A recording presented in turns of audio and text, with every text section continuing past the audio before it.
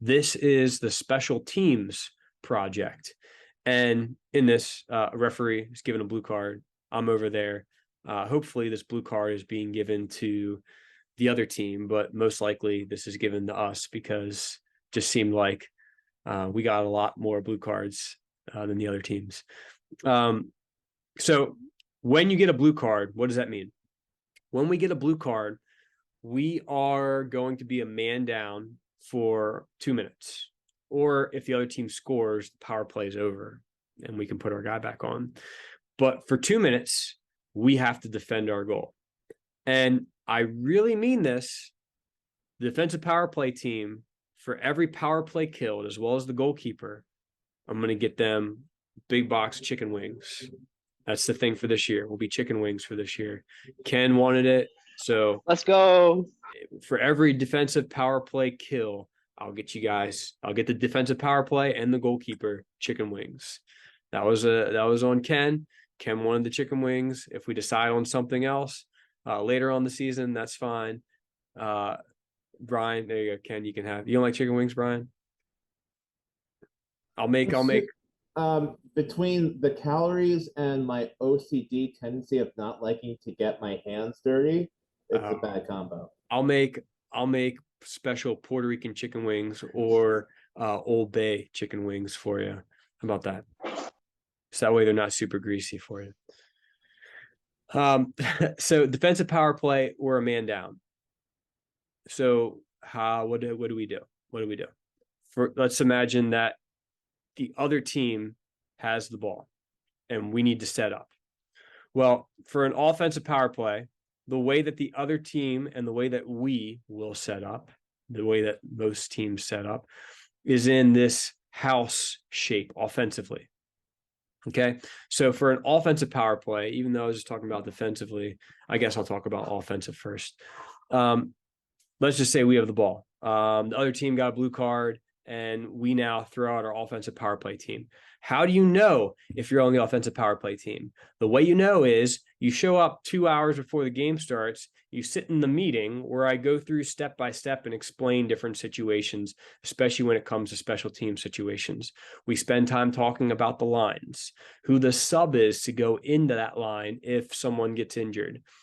So with that, the offensive power play team will be designated the day of that game. Everyone will show up and we'll say who's on. I'll write everything out nice and pretty. And then once that's already been designated, I will post that on the wall behind our bench.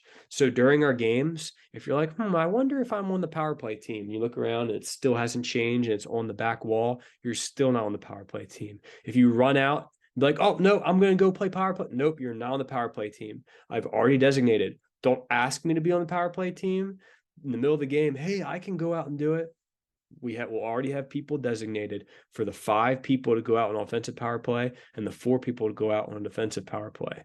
Already have that designated, as well as who the order of subs are to go in. So don't try and step on the field in the middle of power play. Get off, and you will be notified if for some reason that you would be on the power play team. Offensive power play, right? What are our objectives in this? And ultimately what we want to do is, we want to score a goal, but we don't just want to take any shot that comes up. Oh, I get a half chance, I'm going to take it. No, we're going to create an open look through our ball movement. Eventually, remember, 2 minutes. You have the other team pinned in for 2 minutes. Eventually, someone's either going to get tired, stop moving, or not move as fast as they were before and get lazy. So you will eventually get an open look 100% of the time. Okay. So this guy is going to start off with the ball. This guy's going to run the power play, right? He's going to be at the point. And he's going to play left, right, left, right. And Gavin has said this a lot before, but one of the main points in this is that you're playing flat, crisp passes. And it's got to be quick. Sometimes you might get the ball and hold it for a second and hold it and let them get in position and then restart it, and that'd be okay. But if every single time it's played and this guy holds it for 3 seconds and this guy holds it for 3 seconds and this guy holds it for 3 seconds, it gets predictable. So change it up, right? It's not going to be a bunch of first time passes, right? Typically the ball comes across. You're not going to first time it across here. You're going to receive it, pass, two-touch passing, right? For the most part. With that though, with that ball movement, with these top three, one of these guys will be checking in. These two guys at the base right here, one's going to check in, one's going to get out. Maybe both of you guys are out. But between these three positions, 1, 2, and 3, two of them need to be occupied. I don't need two people on this side of the field. I don't need two people at the top of the box. I don't need two people on one side. These are three positions, 1, 2, and 3, and two players need to be rotating between those positions. Now, if you're just running nonstop between there, we won't be able to find you. Check here, sit here for 1, 2, 3, 4, 5, and then check out, right? And then that space might be occupied for another 5 seconds, right? And we might just be comfortable moving the ball around. But you might step here, us play you the ball, everyone all step to you all at the same time, and you lay it off for this guy who's just making a wide open run for a shot. Okay. So recognizing that on the offensive power play, don't shoot the ball the very first time we get it. If we work the ball up, right? Let's say I'm running the power play here and I dribble slowly up the field and I get there and they're really far packed in and I get all the way to this yellow line. Sometimes they might not let us get all the way to the yellow line, but let's say they're playing really far in, advance the ball all the way there, and I pass the ball here and this guy immediately takes a shot. That's a huge red flag, right? We need to move the ball around and keep it. Move it, keep it. And then if we lose it, we press to win it back. Press to win it back immediately. Okay. What happened a couple times last year at the beginning of the season, especially, we'd be on an offensive power play. The other team would get the ball. We wouldn't know what to do. And some teams would play so unconventional that they wouldn't even know what to do. So we'll talk about what to do if we do win the ball defensively, but mostly for the offensive side, making sure we're confident, we're passing the ball around flat and finding the right pass. Now, from there, I wrote some characteristics of a good, quote unquote, good power play. Well, it's going to result in a goal. A good power play, even if it doesn't result in a goal, that has a lot of flat passes being moved around, not playing passes at people's shins. You're going to draw the defense out of position by the ball movement. You're going to create an open look, as I already mentioned. The ball is going to move quick around the arc and eventually wear down the defense to create an open opportunity. Those are all characteristics of a great power play. And I included some examples.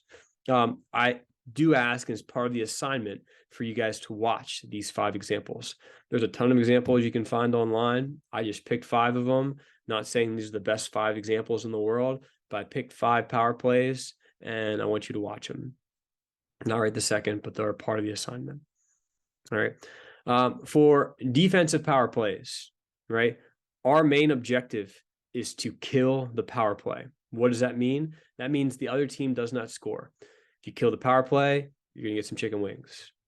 If you go through the power play and you bust your butt for 2 minutes, the other team does not score, awesome.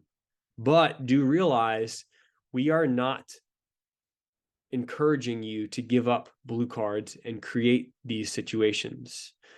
If we give up a blue card, and even if we kill the power play, you might sub off and be exhausted. And I might have to call a timeout because our line guys that are in that power play are so exhausted. And I don't want to use my timeout because someone stupidly gave a blue card up. So, we give a blue card. I'm upset. Why that happen? That was dumb. Now we come out, kill the power play. Now these guys are exhausted. Now I have to waste a timeout. So 3 things. You did something dumb. You just got people tired. And now we just lost 2 minutes of the ball. So just be aware of that. We're not encouraging you to give up blue cards. Sometimes they'll give you a blue card for something that's really dumb and you just have to deal with it. I might do something dumb and get a blue card. It's happened before. But with that, just be aware that we're then going to have to drop in defensively and kill that power play. This is going to be our main setup. If you've played futsal with us, when the other team plays 5th attacker, right? It's the same exact thing. All we're doing here is playing 5th attacker. That's it. In futsal, same thing. All we're doing here is defending fifth attacker. And I say that because many of you played futsal with us, and we spent multiple training sessions just killing power or just killing fifth attacker or just going fifth attacker. Same exact concept. Same exact concept. So the defensive power play, once again, the objective is to kill this power play. And we set up in a diamond shape. Some teams might set up in a box shape, and there might be a reason for us to move to that shape if we're playing a team, and maybe they just play an unconventional shape, or maybe we think a box would work better. Honestly, we are so used to playing fifth attacker in futsal and defending fifth attacker with this shape that this just makes an easy transition where we can have this diamond shape. The way this diamond shape works, okay, the way this diamond shape works is if one player has the ball and swings it over this way, okay, this player would step to the ball to cut off the angle. This guy would drop in a little bit, and this diamond shape stays the same. We just move this diamond around. The ball comes over here. This guy steps. This guy drops in a little bit. This guy moves here. If the ball goes here and this guy steps out and everyone else stays where they're at, it's not going to work, right? We're going to end up leaving this guy out to dry. We need to shift together as a unit. That shape, what you see right there, needs to stay intact. And Gavin has a drill that he typically runs where he has this rope and it's at a fixed distance. I can't remember the exact distance, but you hold on to that rope and you defend together. So you keep that diamond shape and you keep it taut the entire time. These two guys hold on to the rope and these two guys hold on to the rope. So that way they are constantly moving together and they drop together. They move to the left together. They move to the right together. We can't just have one person step out wide right or drop far back. We all move together as a unit and we defend with all four.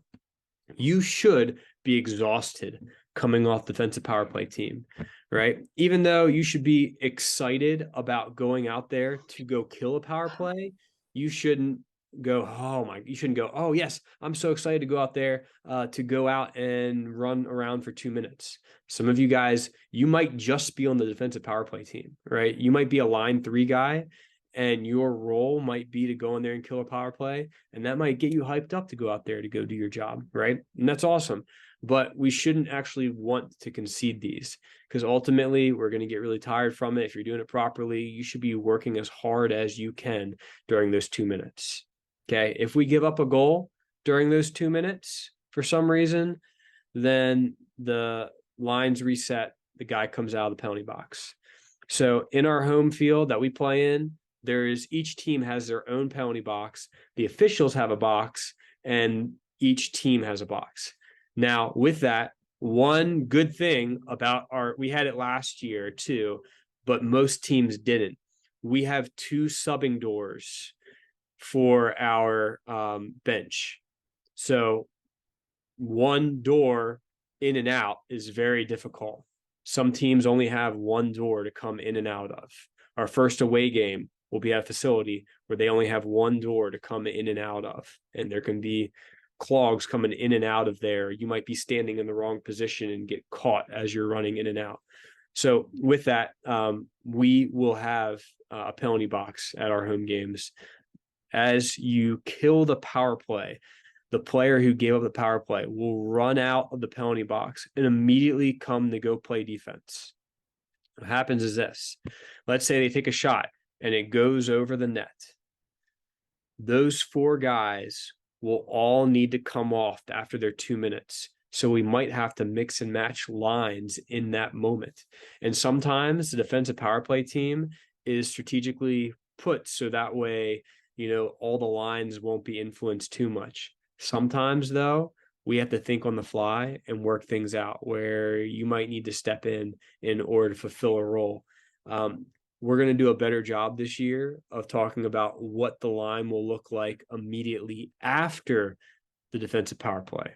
Okay, that's one thing and one point that I want to touch on for this season. Okay, we just killed the power play. The ball just went over the net. 4 guys are coming off. Which 4 are going on now? Because we had a couple line 1 guys, couple line 2 guys, and I don't know how to make this work.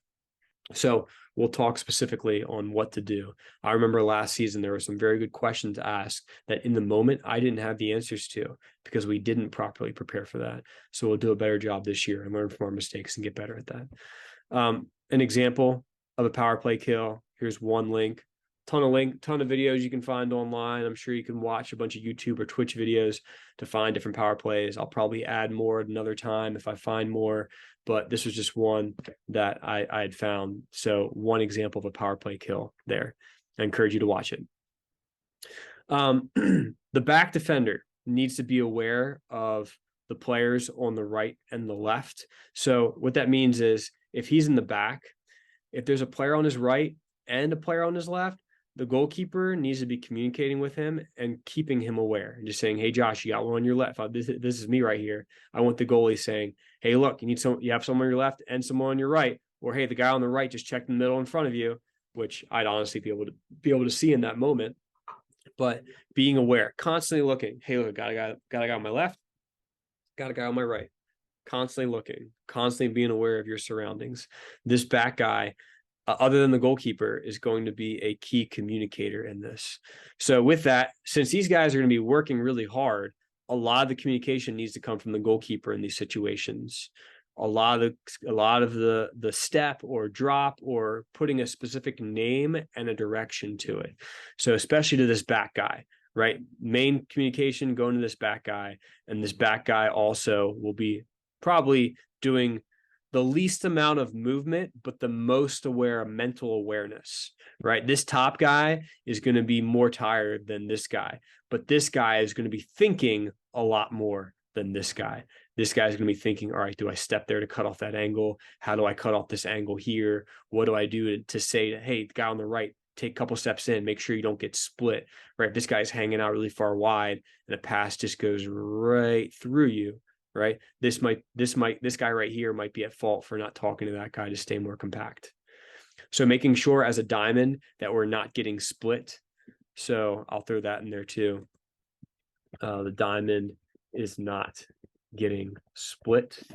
And if for some reason it does, we need to recover from it and force them out. Characteristics of a player on defense power play team. What am I looking for someone that's on that team? Someone that's disciplined, that does their job, right? That's determined, that's in there is like, hey, I'm going to win this power play. I'm going to kill this power play. They need to be quick, movement, lateral movement, especially. I'll throw that in there. I'll say especially lateral movement. Right? You might be the fastest player in the world, but if you can't move left to right and you can't play good defense, then you might not be a good fit for the power play team. Great 1v1 defense. If you get isolated over here and he starts to beat you down the line, you need to be able to step hard and you need to block shots, right? You need to make sure that when those shots are taken, that you step hard to block them. So overall, just letting you guys know, this shape will always be moving together. And just to recap that, making sure we're not getting split, making sure we're working really hard to defend during this time. Now, if the defensive power play team, I'll go ahead and add this in here too. If the defensive power play team gets the ball, we won the ball, what happens? So typically what we do is we release one. So one tactic, right?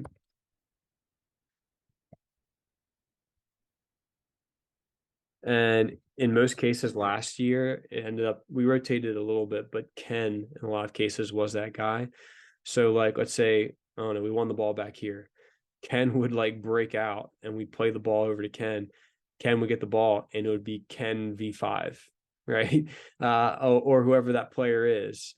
Everyone else just hangs out in the back. And if we want to pass the ball back and keep it a little bit, that's fine. But we're not at the level right now where we want to push our guys out to go possess the ball 4v5 in their end. That's not going to work in our favor. We might get to that point at some point. It'd be nice to do something like that, but I just don't see that happening. So the easy tactic that we're going to use is we're going to release one guy, let him go down the field. Let's say they take a shot and it goes over the net and the goalkeeper has the ball in his hands. With that, all four guys aren't going to run down the field. We'll release one player and he'll run somewhere down the field, and the goalkeeper will sprint to the top of this box, wind up and throw the ball as far as he possibly can to this corner. And that one guy will fight for it. If he doesn't get the ball back right away, he'll drop. But if he does get the ball, he might get a shot off. He might even score, right? And that's common. So sometimes we'll release one, won't always be the same person, but you may be put in that role. And if you're in these three guys that are hanging out at home, don't worry about going up to support him.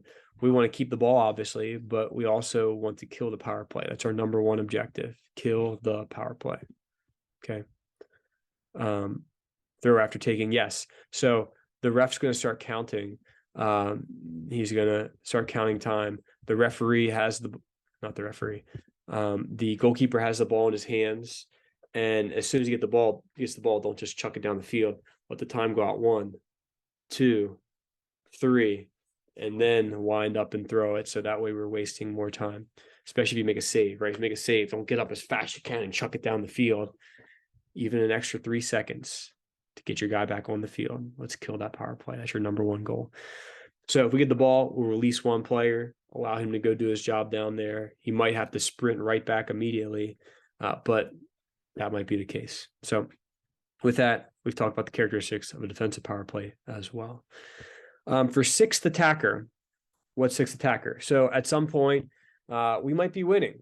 We might be losing. Most likely, if we're running sixth attacker, we are losing the game and need to get goals. So what does that look like? So we'll pull our goalie, whoever's in goal, will run off the field.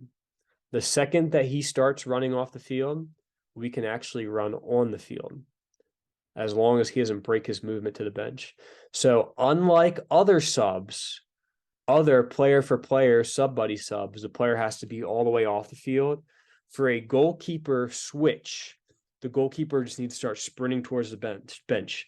And as soon as he starts sprinting towards the bench, then the backup can step on. And what happens is, once the goalie has crossed over midfield offensively, he can touch the ball as many times as he wants. So in this case, the goalkeeper is the darker color here. And this would be the typical setup. Now, we're probably not going to bring the ball all the way down. Depends on the size field we're playing on. We may not get all the way to this yellow line. It might be more like about here. But we're going to move the ball around.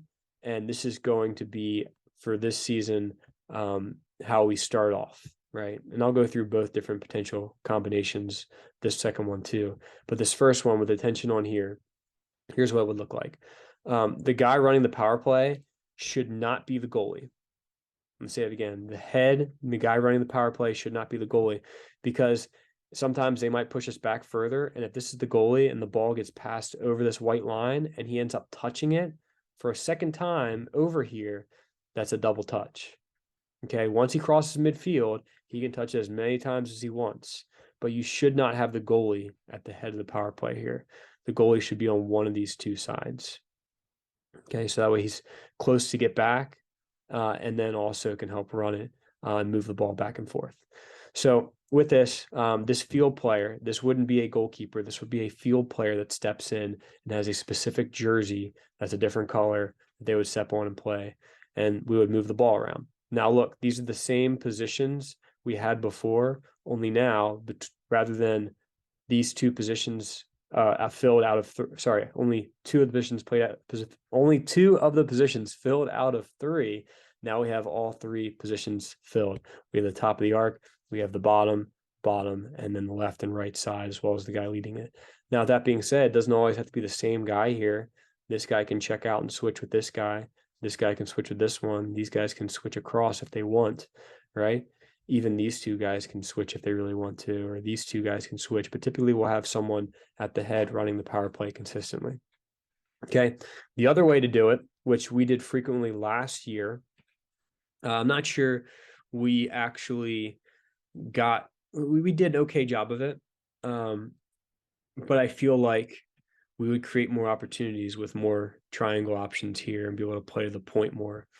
But maybe I'm wrong. Maybe we end up switching. So we'll designate some point throughout the season or some point throughout the game, pre-game talk. We'll talk about what our offensive power play, our defensive power play, and our sixth attacker looks like. In this case right here, we'll say we'll have 1 at the top, or we'll have 2 at the top. If we do have two at the top here, one person here will be the goalie. The other one will not be a goalie. We'll have one guy at the point, two wide, and this guy moving back and forth. These are yellow lines just showing his movement. So he might check to this side. He might check to the other side. The basketball term is running the baseline. That will be his priority and his job throughout this six attacker. Okay, so we might use either one. We'll train this obviously in person. We'll do both in person, but just throwing it out there ahead of time. This is what our power plays will look like. Okay. Attacking, defending. Here's what we do defensively, right? If they have the ball, we build a house. You got a house here. You got the point to the house, the roof. You got these two here, and then you got two at the bottom, right? So in basketball, the term's a box and one. You have your box and you have one up the top. Here, the term that I've heard used very frequently is build a house, right? So this is our goalie. These are our two guys wide, two guys here, one at the point. That's how we defend sixth attacker. Okay. With that, as the ball moves, we all shift. You have to be aware that in sixth attacker, they have one more attacking option than us. So you want to cut off the most dangerous option. If you know someone's a shooter, we need to step hard to that player. If you know someone is on this side of the field and is right-footed and he takes a touch out with his left, right, that might not be the most dangerous thing in the world to commit 100%. Or sorry, it might be dangerous to commit 100% into that tackle when he might just then pull it to his right very quickly for a right-footed shot. So just being aware of the other team and players in the other team. And these are things that we might notice halfway through a season and realize that there are some players on certain teams that are better than others or guys that we want to take advantage of. So with that, we're going to build build our house, have this box shape here with one at the point. Okay. So I'll put a note down here, click here, and I'll put it in quotation marks, build a house. All right, and that's the shape. We're obviously going to train all of this. We're going to train defensive power plays. We're going to train offensive power plays. We'll train sixth attacker. We'll do some more position-specific work over the next few training sessions. But talking about all this is good because I want to have an idea of what I'm talking about before you actually get to training. Okay, this Saturday, we're going to play. We're going to do a lot of playing. And if you end up going down a man, right, and you get a blue card for some reason, I just say, hey, I'm a bad ref, I gave you a blue card, then you have to know what to do in that moment. You have to know what your shape will look like and the reason why that shape exists. Knowing the what is important, but one of the biggest things and one of the biggest reasons we do this is to also give you the why, so you know why I'm supposed to do certain things and not just what you're supposed to do, so you have the proper insight in order to do your job better. Okay. And then for the assignment, I just ask that you watch all of these power play videos. So there's 5 here, and then there's 1 here. Specifically these 5. Watch those 5 videos. They're short. They're power plays, right? So they're each under 2 minutes. Explain how the goal was scored. Select 3 of them. So watch all 5 of them, but then select 3 to explain.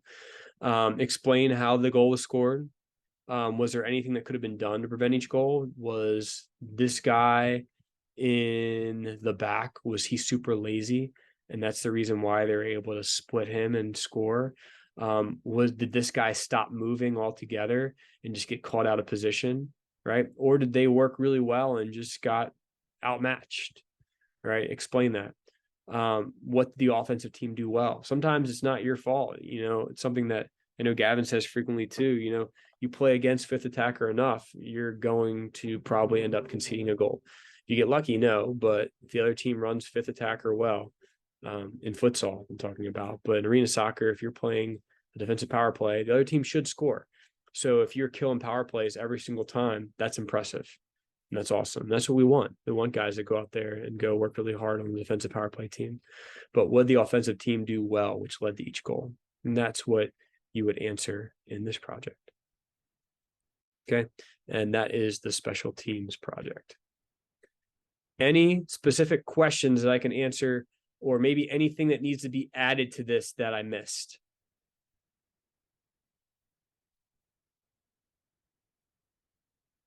Any questions, any thoughts?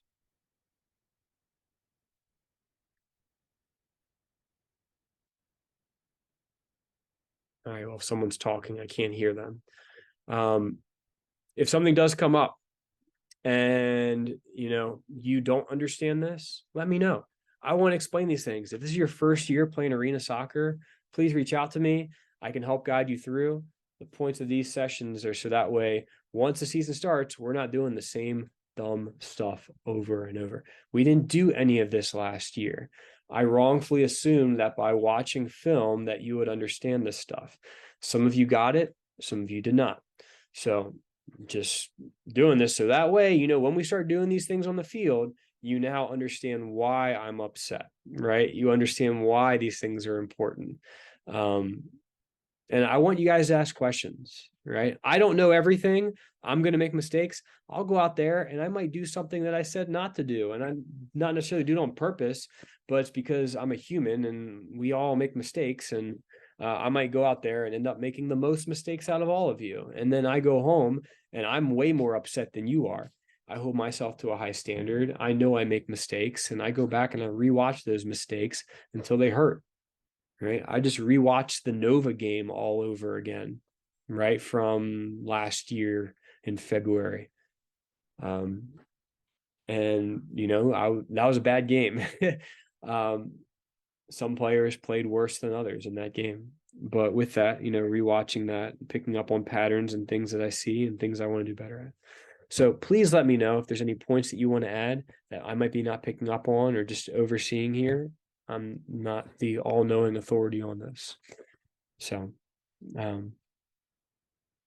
questions, concerns, power plays.